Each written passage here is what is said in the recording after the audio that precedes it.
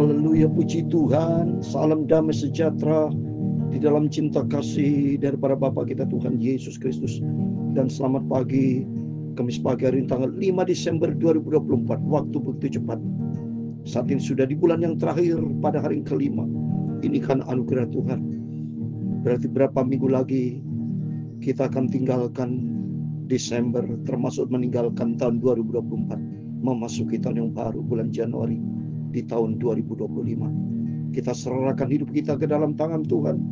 Mari Bapak Ibu semua bersama saya komitmen di bulan Desember ini, supaya menghadapi tahun 2025 makin setia sama Tuhan.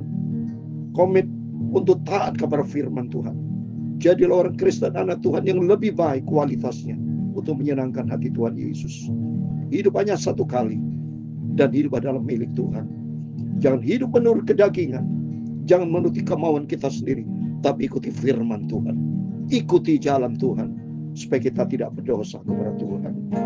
Maka perkataanmu telah amin, haleluya. Ku taruh di dalam hatiku. Amin, haleluya. Supaya jangan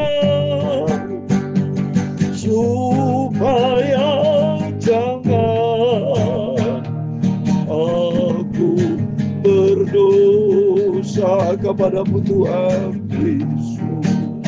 Amin, haleluya. Dalam Mazmur 115 ayat yang ke-11, demikian firman Tuhan. Dalam hatiku aku menyimpan janjimu, supaya aku jangan berdosa terhadap Engkau. Terpujilah Engkau ya Tuhan. Ajarkanlah aku akan ketetapan-ketetapan-Mu kepadaku ya Tuhan. Dengan bibirku aku menceritakan segala hukum yang Kau ucapkan. Amin, haleluya. Maka perkataanmu ya Tuhan, punya-Mulah kebesaran dan kejayaan, kehormatan, kemakmuran dan keagungan. Ya segala-galanya yang ada di langit dan di bumi, ya Tuhan, punya-Mulah kerajaan, dan Kau yang tertinggi itu melebihi segala-galanya sebagai kepala. Amin, haleluya. Sebab kekayaan dan kemuliaan berasal daripadamu, dan Engkau-Lah yang berkuasa atas segala-galanya. Amin, haleluya. Dalam tangan-Mu-Lah kekuatan dan kejayaan. Dalam tangan-Mu-Lah kuasa membesarkan dan mengokohkan segala-galanya. Amin. Sekarang ya Allah, kami bersyukur kepada-Mu dan memuji nama-Mu yang agung itu. Sucikan mulutku, hatiku dan pikiranku pagi ini. Kami membaca firman-Mu Tuhan. Ampuni segala dosa, segala kesalahan kami Tuhan. Kuduskan hidup kami. Tuntun hidupku ya Tuhan Yesus. Atas petunjuk peringatan-peringatan-Mu, aku bersuka cita seperti atas segala harta. Aku hendak merenungkan titah-titah-Mu dan mengamati jalan-jalan-Mu. Amin, haleluya. Aku akan bergemar dalam ketetapan-Mu. Firman-Mu tidak akan kulupakan. Firman-Mu aku mau selalu setia dan taat. dalam nama Tuhan Yesus. Berfirman Bapa pagi ini, hari Kamis tanggal 5 Desember 2024. Tuntun hidupku Bapa, supaya ku berjalan di dalam kebenaran firman Tuhan. Dalam nama Tuhan Yesus, kami sudah berdoa mengucap syukur. Haleluya. Amin, amin. Terpujilah Bapa kita Tuhan Yesus yang begitu baik. Kalau kita dipelihara sama Tuhan, saya dipelihara sama Tuhan. Baik di Pelanin Jember, di Jakarta, dimanapun saya berada. Termasuk Bapak Ibu, ingat itu semua karena anugerah Tuhan. Dimanapun Bapak Ibu berada, bisa kegiatan apapun, dalam pekerjaan, dalam bisnis, apapun yang kita kerjakan, selalu ingat cintanya Tuhan Yesus. Ingat itu semua penyertaan Tuhan. Kita di dalam perlindungan Tuhan. Dalam nama Yesus, saya berdoa buat Bapak Ibu semua, mungkin dalam perjalanan, dalam bisnis, dalam pelayanan, dalam juga, senantiasa tangan Tuhan menyertai. Karena hidup kita ini penuh dengan tantangan, penuh dengan pergumulan. Jangan jauh dari Tuhan, tapi kita mau selalu dekat dengan Tuhan Yesus. Pasukan malaikat Tuhan akan menyertai kita semua. Dalam nama Tuhan Yesus. Sebentar pagi ini kita baca firman Tuhan. Haleluya. Amin. Amin. Puji Tuhan. Kita berterima kasih kepada Tuhan. Mari kita makin bertambah-tambah di dalam kasih karunia Tuhan, hidup di dalam kebenaran firman Tuhan. Seperti firman Tuhan katakan dalam Mazmur 119 ayat 11, dalam hatiku aku menyimpan janjimu, supaya aku jangan berdosa terhadap engkau. Hati kita harus diisi dengan firman Tuhan. Kalau tidak diisi dengan firman Tuhan, berarti kita tidak punya standar kebenaran. Diisi dengan firman Tuhan, komitmen kita, ayo kita jalan itu firman Tuhan. Ya, supaya kita tidak berdosa. Mungkin dikatakan aku berdosa. Kalau tidak ada kebenaran Tuhan, berarti kebenaran iblis atau kebenaran diri sendiri. Ya, jadi kebenaran standar yang sempurna itu datang dari Tuhan Yesus. Manusia tidak punya kebenaran. Manusia sudah jatuh di dalam dosa, apalagi iblis. Iblis sumber dosa, iblis itu sumber kejahatan. Ya, hanya Yesus sumber kebenaran. Oleh itu mari kita mau taat hanya kepada firman Tuhan. Puji Tuhan. Mari kita baca firman Tuhan pagi ini. 2 Samuel pasal 21, saudara ya. Kemurahan Tuhan, puji Tuhan. Kita mau cinta Tuhan, kita mau sungguh-sungguh ikut Yesus. Ya. Ayat 1 sampai 14, orang-orang Gibeon dan keluarga Saul, demikian firman Tuhan.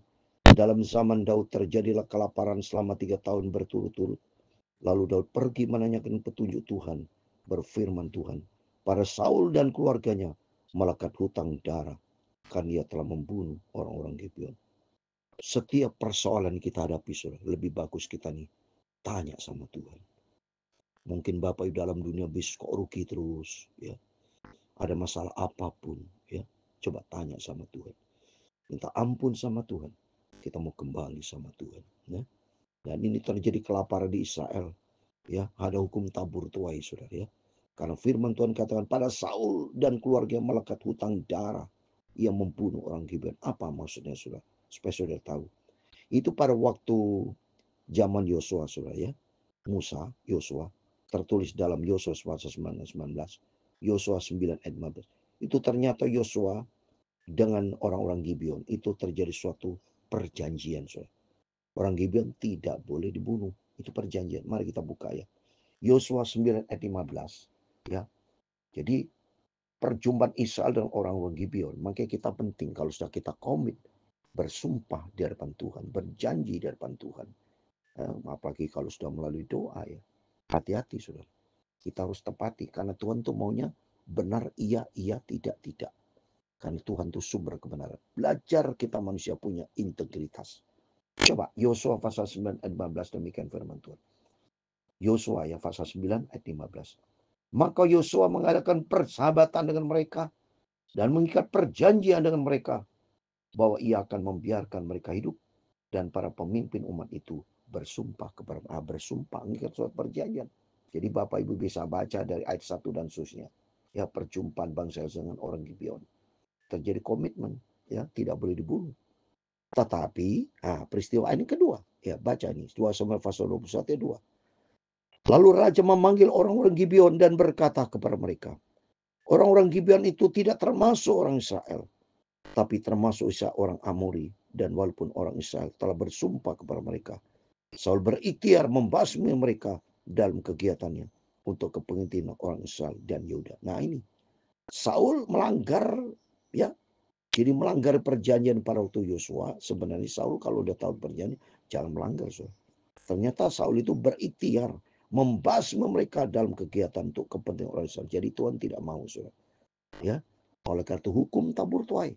Karena firman Tuhan katakan dalam Galatia 6 ayat 7, saya mau baca. Galatia 6 ayat 7, jangan sesat. Allah tidak membiarkan dirinya dipermainkan.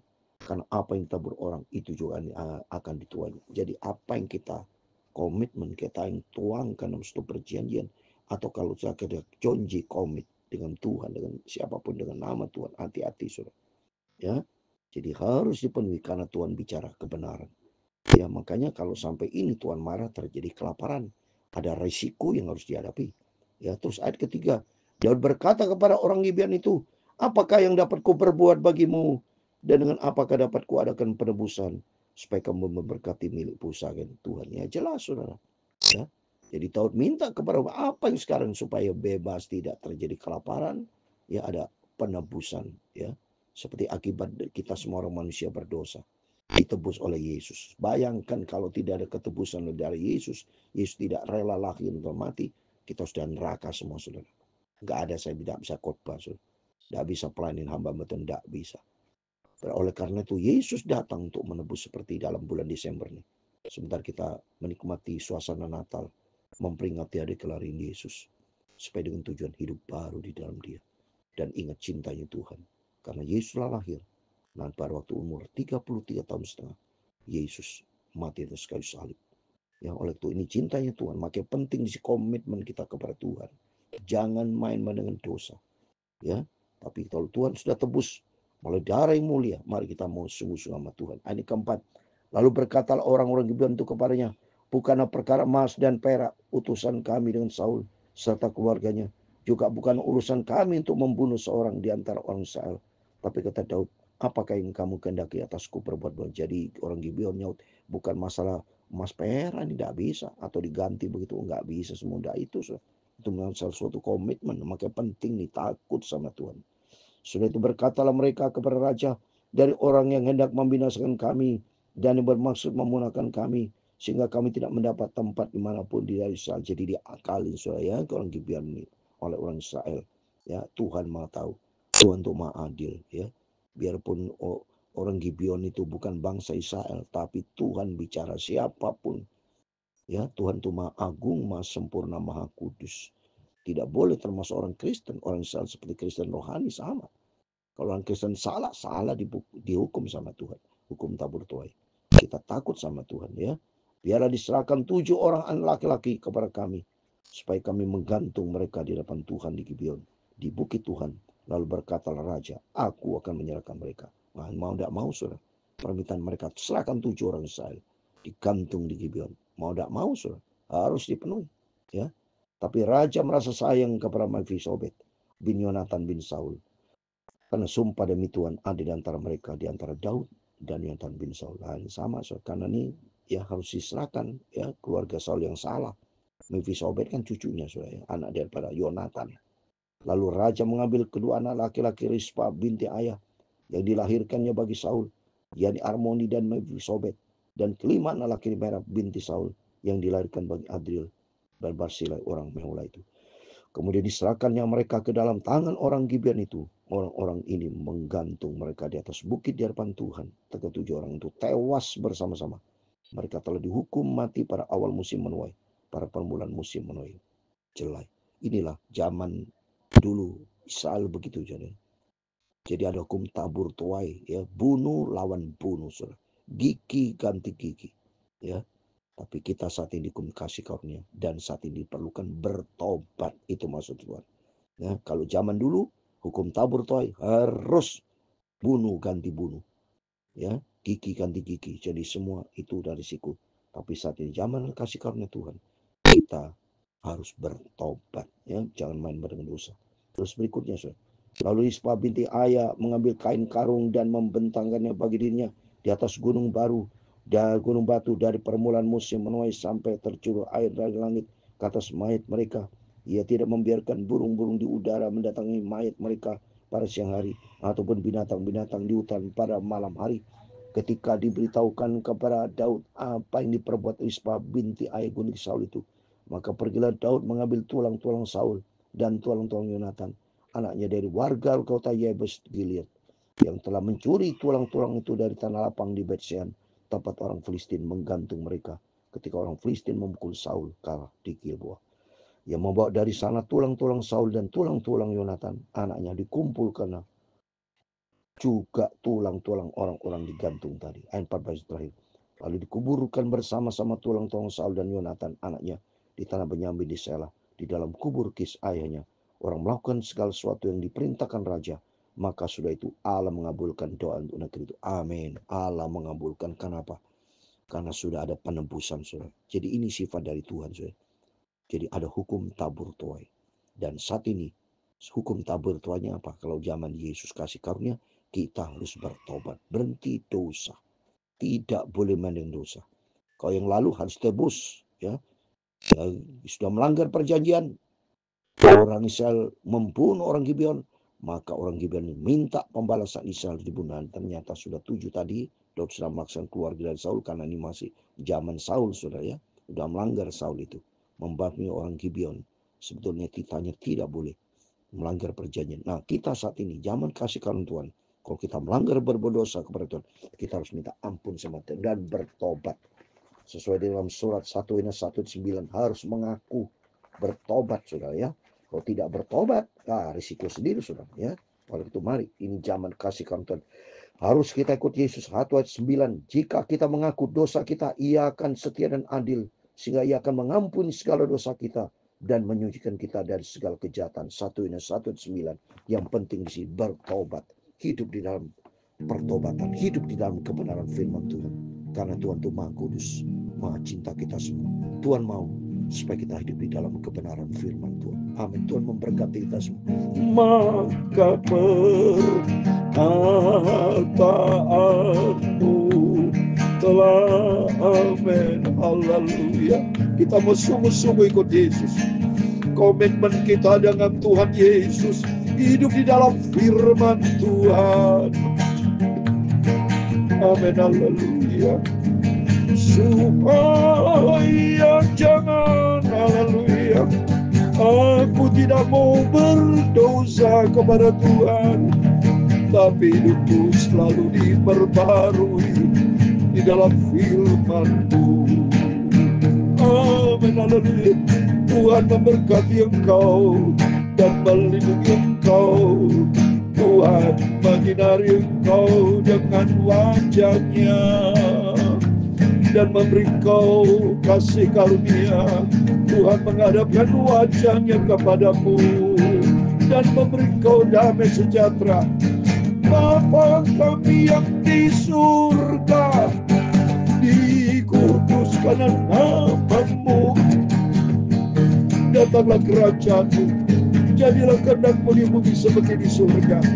Berikanlah kami pada hari ini makanan kami yang secukupnya, dan ampunilah kami akan kesalahan kami, seperti kami juga mengampuni orang bersalah kepada kami. Dan janganlah membawa kami ke dalam pencobaan. Amin, haleluya. Tetapi lepaskanlah kami daripada yang jahat, karena Engkau-lah yang mempunyai kerajaan dan kuasa dan kemuliaan sampai selama-lamanya. Amin.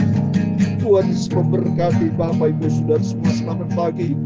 Sebelum beraktivitas, bekerja, berbisnis, apapun, baik pelayanan, kembali kita mau datang kepada Yesus, berjaga dan berdoa. Dan melalui firman Tuhan, mari kita pegang komitmen kita. Jangan melanggar firman Tuhan. Perjanjian itu bicara firman Tuhan. Jangan melanggar perjanjian firman Tuhan. Tapi komitmen kita, mari kita mau setia taat. Kita menjadi pelaku firman Tuhan. Dan apabila kita berdosa kepada Tuhan, minta ampun sama Tuhan dan berjanji stop dosa, bertobat, ya, bertobat, hidup sungguh-sungguh sama Tuhan. Karena Tuhan itu sumber kebenaran. Katakan iya, iya, tidak, tidak. Kita harus punya komitmen, punya integritas, takut akan Tuhan, sehingga hidup kita diberkati sama Tuhan. Amin. Tuhan memberkati, Tuhan bersama kita semua. Immanuel. Amin. Haleluya. Puji Tuhan.